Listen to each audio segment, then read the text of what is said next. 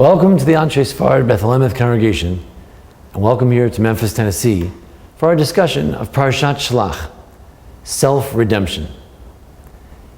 In Parshat Shelach, we have the story of the spies. 12 spies went to the land of Israel, scout out the land, and in the end, 10 of the spies were wicked, and 2 were righteous. Kalev ben Yefuneh and Yehoshua ben Nun. Kalev and Joshua. Who is greater, Kalev or Yehoshua? Let us contrast and compare Kalev to Yehoshua. Kalev from the tribe of Judah. Yehoshua from the tribe of Ephraim. Kalev from the line of Leah and Judah. Yehoshua from the line of Ephraim, Yosef, and Rachel. Let us compare and contrast the whole style of leadership within the Leah family, the Rachel family, and let us look through the entire Tanakh and see if we can find a pattern and a trend as to the nature of leadership as it comes from the Leah family and the Rachel family, the Kalev and the Yehoshua.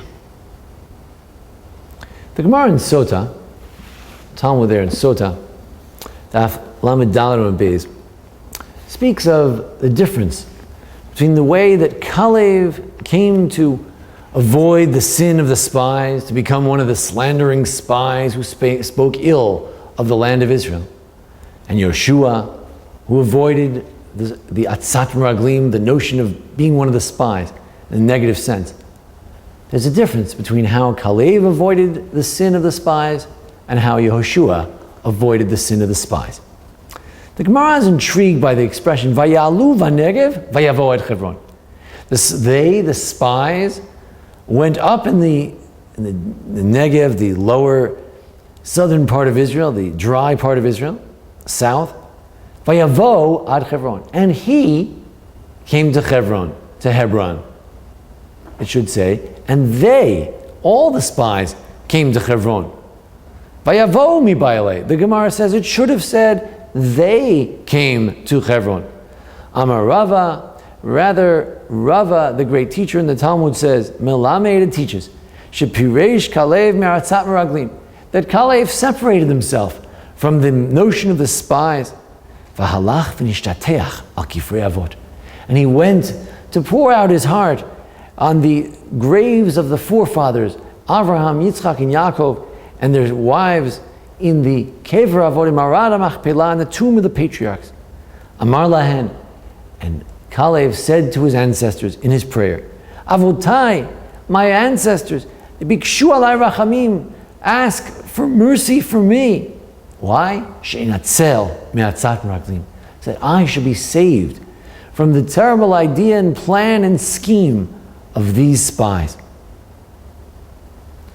However, what about Yehoshua? If Yehoshua is so good, if Yehoshua is as good as Kalev, why didn't he go to Hebron? Didn't he want to go to the cave of the patriarchs, the tomb of the patriarchs, the Maras Machpelah? Where was Joshua in all this? Isn't he as good? Isn't he going to eventually take over for Moshe, for the Jewish people? And he didn't go to Hebron. So the Gemara says, calm down. Yehoshua kvar bikesh Moshe alav rachamim. Yehoshua didn't need to pray, so to speak, because Moshe already asked for mercy for him. Shneimar, as it says, Vayikra Moshe l'Hoshea ben Nun Yehoshua. Moshe called Hoshea, son of Nun, he called him Yehoshua, Joshua. What does it mean, Yehoshua? Why did he rename him Yehoshua? Ka, Yud Hey, the name of God. May God Yoshiacha, may he save you. Me'atzat meraglim, from the terrible devices and schemes of these evil spies.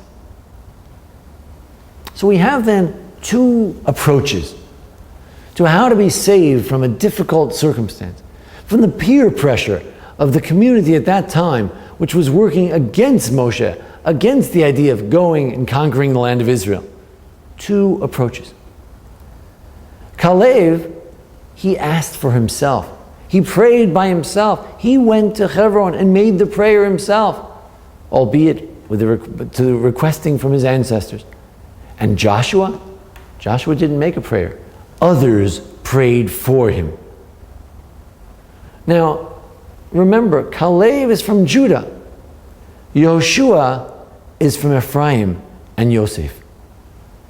Let us try to understand the nature of Judah and how they solve their problems, how they deal with trials and travails in this world, and how Ephraim and Yosef and Rachel, how do they deal with trials and travails? If we contrast Caleb and Yoshua in general in this story, we look at Caleb, and somehow it was Caleb, not Yoshua, who was able to quiet the crowd. Vayahas Caleb et ha'am el Moshe. Caleb was able to quiet the crowd down. He told them, shh, as Rashi says, be quiet. And he explained to them that Alona, that we can go up to the land of Israel. We can conquer the land of Israel. It was he who had the natural talent. But it was Yoshua who needed the extra work. He needed someone else's input. He needed Moshe to help him. He needed to train with Moshe throughout his life, and then he achieved a great amount. The original idea of Joshua was that, yes, he would lead the Jewish people after Moshe, but, as it says in Parshat Pinchas, Lifnei Elazar HaKohen Ya'amod, V'sha'ar lo barim v'tumim. Joshua would not function by himself. He would need the help of Elazar, the high priest, to ask him questions, guidance, to get the guidance from the breastplate of the high priest. Yoshua was helped by others. Caleb had his own sense of self, which saved him from the sin, which carried him through. Yoshua had to be trained by Moshe as a student and very much an apprentice. Caleb had his own sense of self. Caleb comes from Yehuda. Yoshua comes from Ephraim, Yosef. If we go back to Yosef, how was Yosef saved from his trials and travails? The greatest test that Yosef was ever put to was the test of Eshet Potiphar, the wife of Potiphar, a beautiful woman, the wife of his master, powerful woman.